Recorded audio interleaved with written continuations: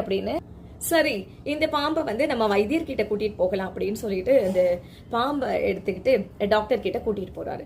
இந்த மாதிரி அது சாப்பிடவே மாட்டேங்குது, என்னன்னா அதுக்கு ரொம்ப பிடிக்கும், எனக்கு அது ரொம்ப பிடிக்கும், நான் ரொம்ப பிரியமா இருக்கேன், சாப்பிட மாட்டேங்குது, என் கூட தான் நான் படுக்க வச்சுக்கிறேன், என் கூட இருக்கப்போ கொஞ்சம் அமைதியா இருக்கு, அது இருக்கிற இடத்துல கொண்டு போய் நான் விட்டேன் அப்படின்னு சொன்னா அது கொஞ்சம் கலாட்டா பண்ணுது, கொஞ்சம் டிஸ்டர்பா இருக்க மாதிரி இருக்கு, கொஞ்சம் என்னன்னு பாருங்க அப்படின்னு சொல்லிட்டு சொல்லியிருக்காரு.